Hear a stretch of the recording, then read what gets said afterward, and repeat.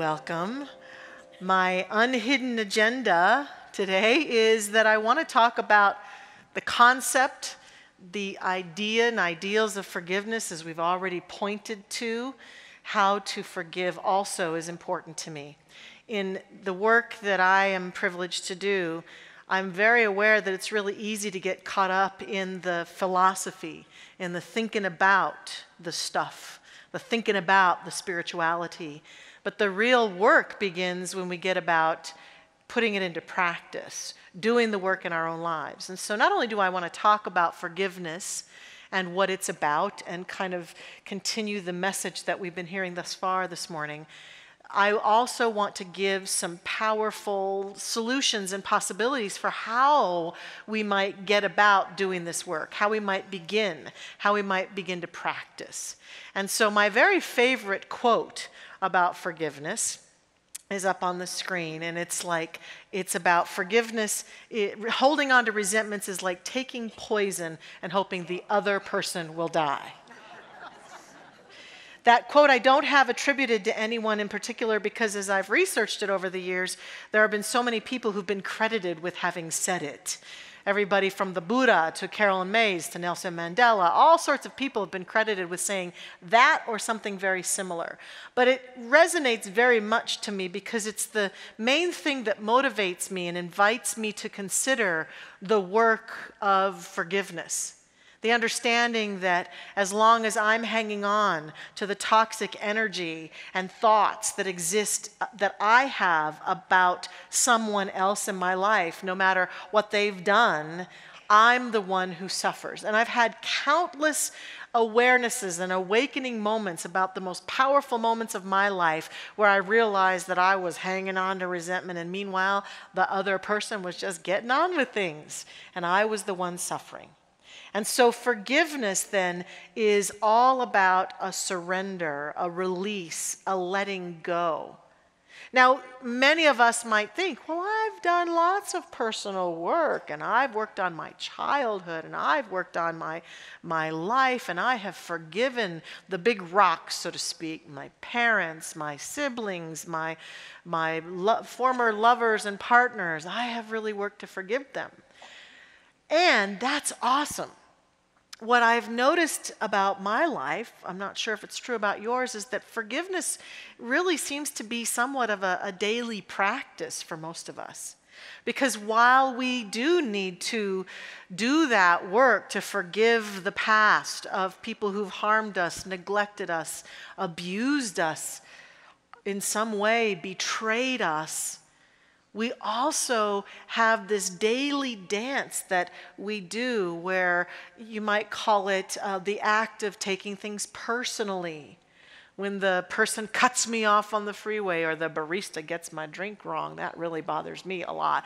Those moments where we take offense to something someone has said to us, where our spouse, our partner, people we live with say little things and resentment builds up in us about, well, how could they say that? Criticism, people who've criticized us, who've had the audacity to say we've done something wrong or point out something about us. And then we have in the media now, 24/7, the opportunity to forgive the criminals, the bad people, the police officers who do bad things, the terrorists, to forgive world leaders, to forgive the other political party, to forgive all sorts of people that we can allow resentment and the perception of they're just wrong to build in us.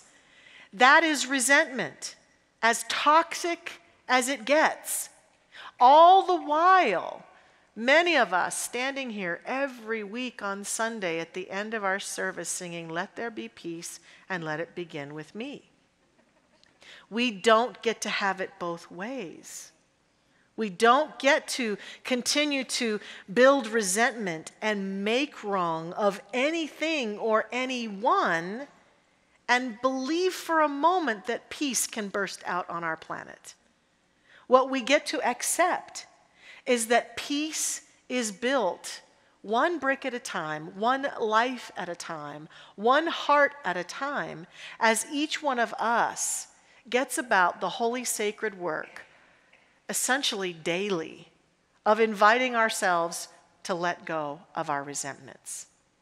Our reader, Melinda, quoted Desmond Tutu's book, the wonderful book of forgiving. He wrote that book with his wonderful daughter, Mapo Tutu. It's called The Book of Forgiving, The Fourfold Path for Healing. They say all sorts of wonderful things in it, but one of the things that I love, that is what I'm talking about right now, is that until we can forgive, we remain locked in our pain and locked out of the possibility of experiencing healing and freedom, locked out of the possibility of being at peace. What I want for this world, what I want for you and for me, is peace. I want peace. And I know that peace comes through our willingness to daily practice letting go. Letting go of resentment. Letting go of judgment. Letting go of make wrong. Letting go of perceived wrongs that we are continuing to feed voraciously. Letting go. And so we get to do that work. Until we do that work individually and collectively, what happens is that we essentially remain trapped in that energy. We remain connected energetically to the person or persons and feeding that which we say is wrong or bad. We literally feed that energy with our resentment. The more resentment we have about what we see going on in the world, the more we are feeding it and saying, let's have more of that. Let's have more of that, please, because I'm going to talk about it and I'm going to noodle on it and I'm going to have energy about it, and it gets bigger and bigger. That's not how it gets smaller. Nothing gets small as we talk about it and feed it. It's like the fire. Do you want to feed a fire with that which will allow it to get bigger, or that which will allow it to stay peaceful and calm? And so the more we are about resentment and anger and frustration, the more we're feeding that fire, the more we're adding to it, and we remain trapped. And when we have especially people out there that we believe hold the key to our happiness, from that place of if they would change, or I would be able to forgive, I would be able to let go if that were different, we're trapped, we're caught up in that energy. And we're building the blocks of our future with that energy, that consciousness on board. Because we're continuing to feed on that energy. Continuing to allow that consciousness to live in our awareness, to be the predominant energy that fuels our future. Catherine Ponder, the wonderful author who wrote a lot of books about prosperity, says it best, I think, when she says, when you hold resentment toward another, you are bound to that person or condition by an emotional link that is stronger than steel.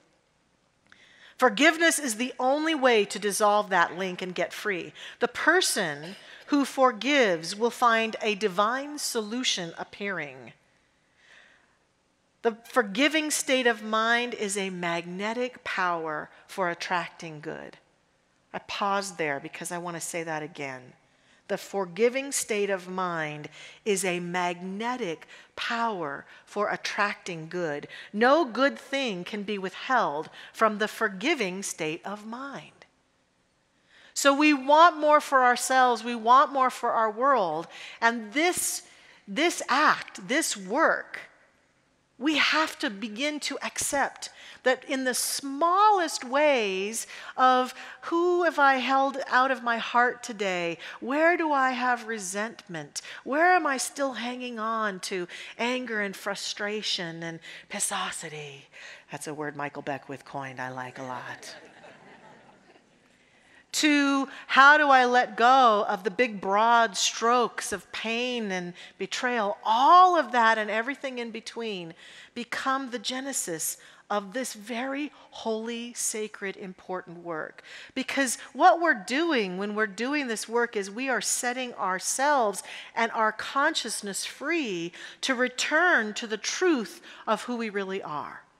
To the oneness, to the wholeness, to the empowerment of who we really are. And that is what we seek the most We want to be made whole. And the question then becomes, will you be made whole? Will you be willing to do the work to let go, to move on? Now, we understand that we don't do this to help the other.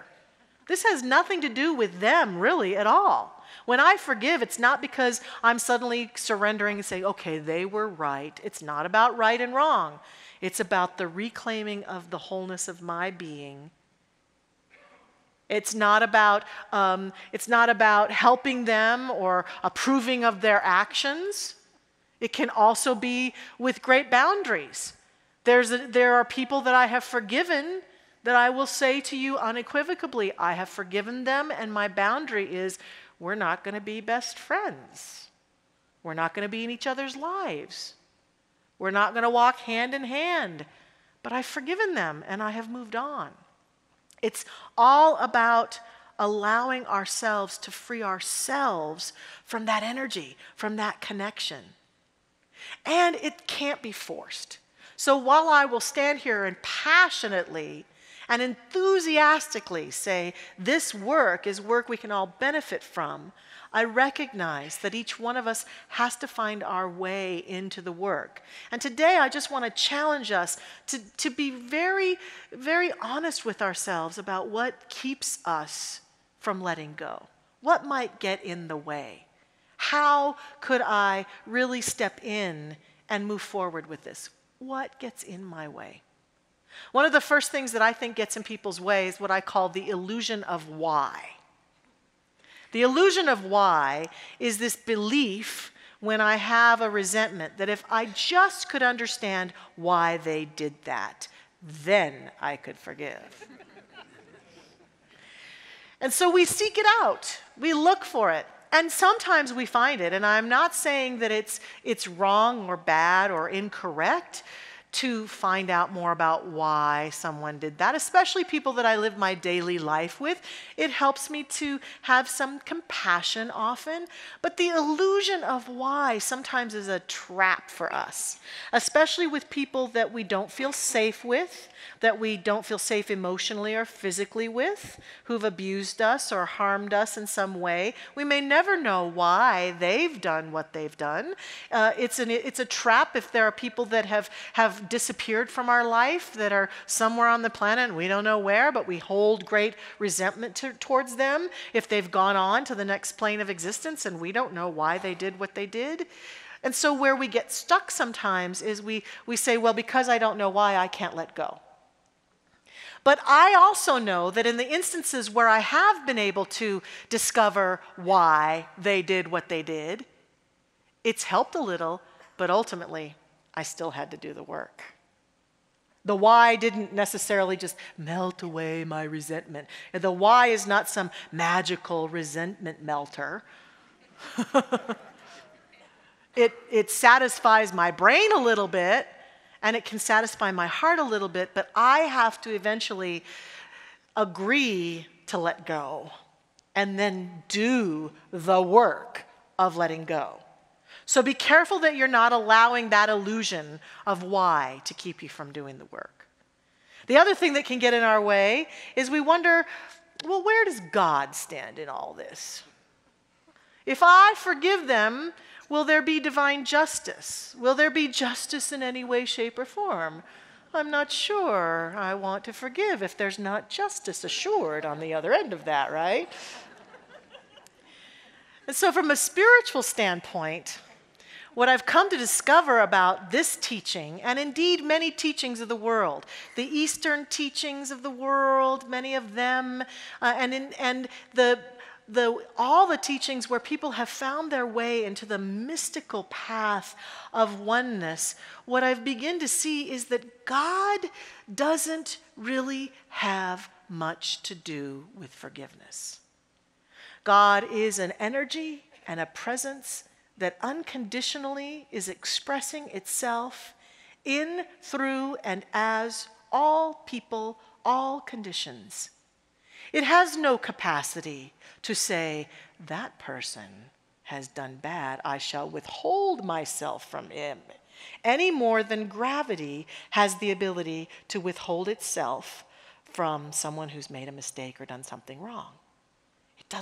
doesn't even have that capacity at all. What we have done throughout the ages as human beings is we have what they call anthropomorphized God. We have, instead of seeking to feel into the transcendent reality of the divine, we have lobbed onto it and projected onto it human capacities. And think of God as some guy in the sky who, like us, has a hard time forgiving, who, like us, holds grudges, who, like us, is frustrated. And we see the progression of that evolutionary story as we look at sacred texts throughout the ages, as we look at the teachings of Jesus, who came to us and brought a new idea of unconditional love from the source.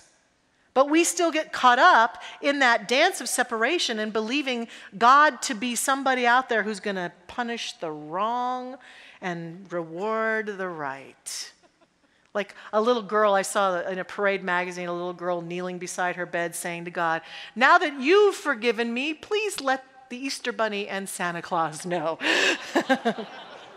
That was me as a little girl. That was me for sure. And wanting to be sure that something out there is going to make it all right. They will get theirs, those people who have wronged me. Now, I am not saying that there isn't justice, because there is, but it doesn't come from God. It comes from the consequences of our actions, every single one of us. Every action we take, as well as those who have hurt or harmed you or me, is met with consequences that are in direct alignment, because this universe is precise.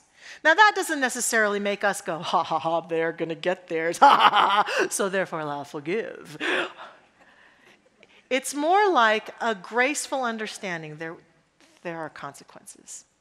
Even if I don't see them, they exist for myself and for every being. Because any being who withholds the attempts to withhold the beauty and the light and the full expression of another shall suffer from that attempt in some way, shape, or form themselves. But we don't need to let what happens to anyone else determine whether we choose to forgive.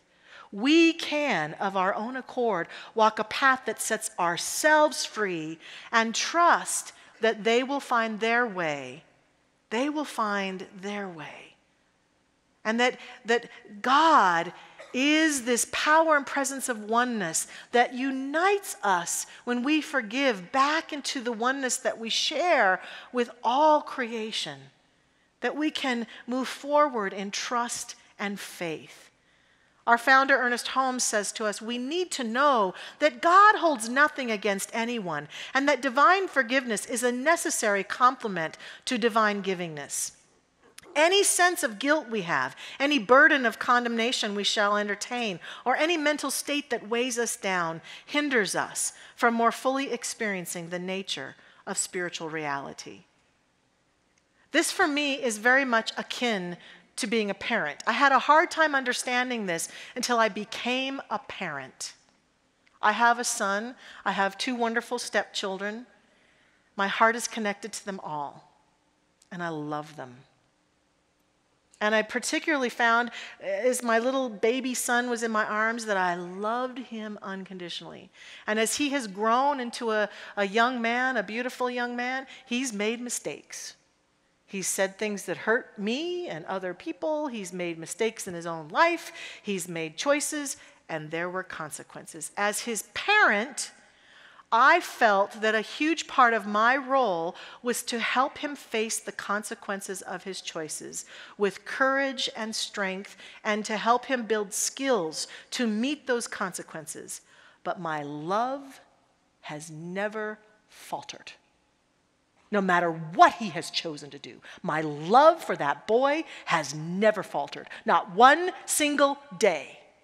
If I, little Michelle Medrano, is capable of that kind of love, don't you think God could do that to you and me? Don't you think that which created this universe is capable of loving you beyond your mistakes and even your worst enemy beyond their mistakes?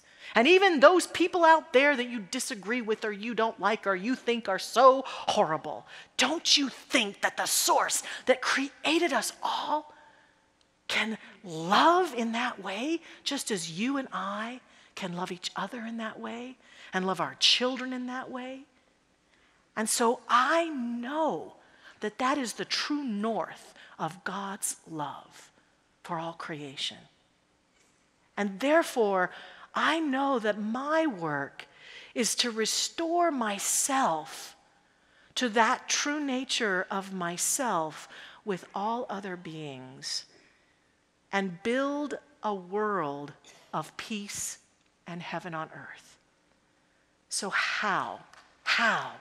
Thank you.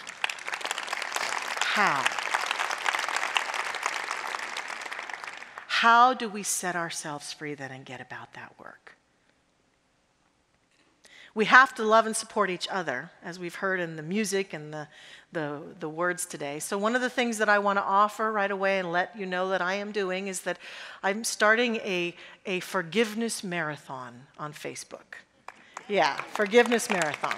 Yeah, it's going to be wonderful. It's already begun. I just announced it on Friday, and people are jumping in like crazy, and it's already begun very powerfully. So if you are on Facebook, all you have to do is look up Forgiveness Marathon, and you can join. It's a public group.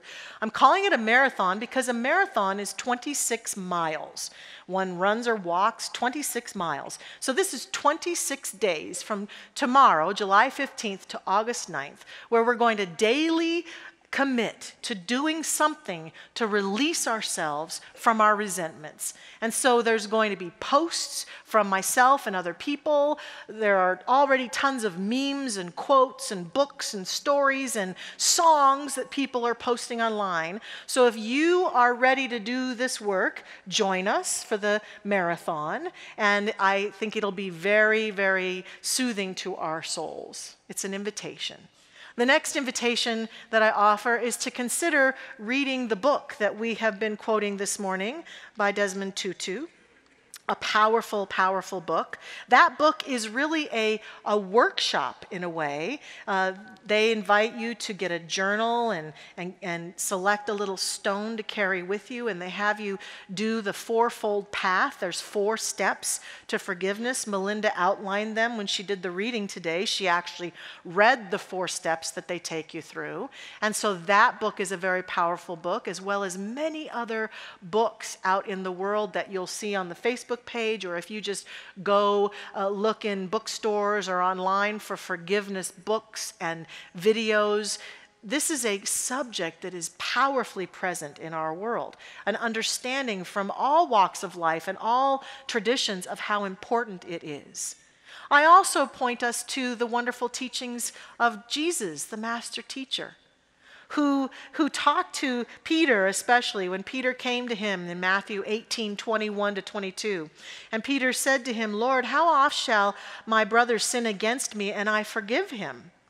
And Jesus says, and Peter says, "Till 7 times? And Jesus saith to him, I say not unto you until 7 times, but until 70 times 7. So one technique that many teachers teach for forgiveness is to spend time each day writing out 70 affirmations of forgiveness. Some of us have split it up in the 35 in the morning and 35 at night, or 70 all at once, to forgive ourselves. I remember one time really being aware of some resentment I was holding against myself, some things that I was thinking that I was really messing up, that I wasn't in integrity about, and some ways that I wasn't in integrity in a relationship, and writing out 70 times for 7 days, I, Michelle Medrano, forgive myself. I, Michelle Medrano, and wrote it out. Boy, did I have cramps in my hands, but it was well worth it, because at the end of that 7 days, there was an opening. There was greater wisdom. There was a deeper understanding. And I continued on with that as I persisted in and then forgiving other people and writing it out. I, Michelle, forgive so-and-so for thus and such 70 times 7. And I know people who this is part of their regular daily practice. And it's an energetic that Jesus talked about so many years ago that many people have taken and utilized in their work on a daily basis. Here's a radical idea: praying for the one who has wronged us. Yeah, that is a really radical idea. And yet, it's completely in alignment with what we're talking about here in terms of returning the integrity, the spiritual integrity between us and another person. In having that become something that is intact again, the connection. That yes, at a human level, it gets messy. At a human level, we hurt each other. At a human level, we make mistakes. At a spiritual level, we are one. At a spiritual level, we can often look when we do the work of 70 times 7, or we do the work of the fourfold path, or we do any kind of work to unravel that, and we can begin to see with a greater sight into the blessings even that have showed up because of the challenges that we faced, who we've become because of those challenges, or what has evolved in our life because of it. And so sometimes a prayer for the one when we're ready for it, when it's time, a prayer to send love and a connection from a spiritual standpoint, from that transcendent place, can be very powerful. Sending love and light changes my consciousness about what occurred and changes my consciousness about that person. Because remember, as long as I persist in believing that that person has hurt me, and every time I think about it, they continue to hurt me, until I let it go, not only do I continue to be hurt over and over and over by my own thoughts, but I continue to plant that idea in mind on my behalf and am a match for more of it. If that's not motivation enough to let it go, I don't know what is. Because I want more good in my life. I want to be free of this kind of thing. And so I learn to step up and let it go. And there are some specific ways that we can pray. We can do our form of prayer here, spiritual mind treatment. I remember when Matt Kahn was here in March, and he talked about this very simple idea of simply wishing someone else joy, a joyful life, that they live the life of joy that they are wanting to live. Just sending that wish out disconnects that negative energy in a very profound spiritual way. The Buddhists practice the loving kindness prayer. That's a beautiful prayer where I think of someone and I send them loving kindness. And I might even affirm it. May you be filled with loving kindness. May you be well. May you be peaceful and at ease. May you be happy. And if I'm working to forgive myself, may I be filled with loving kindness. May I be well. May I be peaceful and at ease. May I be happy. There's one more prayer that I came across a number of years ago that I'm sure many of you have heard about. When I first heard of it, I wasn't so sure. I thought maybe it was a little bit cray-cray, to tell you the truth. It was the story of a Hawaiian psychiatrist named Dr. Len, who was working in a prison that was for the criminally insane. The conditions in this prison, horrible. Horrible, violent. The prisoners, many of them needing to be shackled and completely out of control. The staff and the other doctors didn't want to be there. The absenteeism at work was very strong, and when people did come to work, they just felt so stressed and unsafe. And he wanted to change that environment, and he wasn't sure how. So the story goes that he began to consider the possibility of doing a very beautiful ancient Hawaiian practice on these patients. And all he did was he started taking their file each day and going through each one's file, reading their history, reading their behaviors, reading their diagnoses, and began doing this process. And feeling into the connection from that transcendent place of oneness that he had with them. And then when he felt complete with it, he'd put their file away. And he did this with every patient. He never saw any one of them personally. This is all he did, apparently. And after a bit of time, the patients began to get well. Their diagnoses began to shift. They began to be more functional. Those who'd been shackled often could be taken out of the shackles and could be powerful citizens of the prison. The doctors and the staff began to feel more safe. Absenteeism dropped. Eventually, the prisoners began to be able to be released either into other programs to finish their sentence out, or began to be able to be released back into society. And eventually, there were more staff than there were prisoners, and the prison was closed. And again, I thought this was just a bunch of woo maybe, or woo-woo for that sake. But then I read about it and saw that Dr. Lin was for reals, that he existed. And he now has written and is speaking and talked on YouTube, and the history of this has been corroborated. And the prayer process that he was doing is called Oponopono. It's a very simple process. We have it here. He was looking at these prisoners' dossier, and he was saying in 4 simple steps, I'm sorry. Please forgive me. Thank you. I love you. I'm sorry to me equates, as I think about the people that I might have resentment about, I'm sorry that I have continued to hold resentment towards you. I'm sorry. Please forgive me, rises me up into my own awareness of my oneness. Thank you acknowledges that if you have been in my life and we have had an interaction, whether I deem it to be pleasant or unpleasant, there is something here for both of us, and I thank you for what I have gained from it. And I love you is the truth that lives between our souls. I'm sorry. Please forgive me. Thank you. I love you. People have used this very simple process to heal hurts across the miles of people that they haven't seen for years, or have used it to heal the relationship between the people they live with. Some even use it, I've heard, to heal their relationship with their own body as they step into the awareness of their body, saying, I'm sorry. Please forgive me. Thank you. I love you. Ho'oponopono. It's based in spirit. Ernest Holmes, our founder, says to us, forgiveness means reconciliation in spite of estrangement. It means reunion despite hostility. It means acceptance of those who have been unacceptable. It means reception of those who are rejected.